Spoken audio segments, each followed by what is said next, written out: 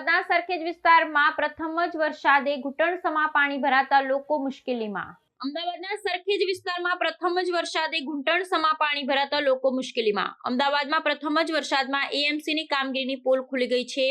સરખેજ વિસ્તારમાં આવેલા સાવન પાર્ટી પ્લોટના પાછળના ભાગમાં આવેલી સિદ્દીકાબાદ સોસાયટીમાં ભારે વરસાદ બાદ લોકોના ઘરોમાં પાણી ઘૂસી ગયા. સમગ્ર વિસ્તારમાં ઘૂંટણસમા વરસાદી પાણી ભરાતા સ્થાનિકોને ભારે હાલાકીનો સામનો કરવો પડ્યો.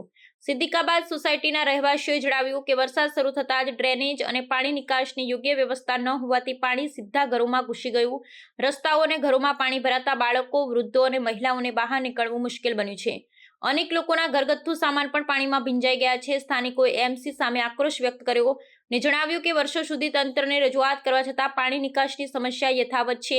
એએમસી દ્વારા દર વર્ષે મોંઘા ખર્ચે સફાઈ અને ડ્રેનેજ મરામતના દાવા કરવામાં આવે છે, છતાં પ્રથમ જ વરસાદે જ હાલત બગડી જાય છે.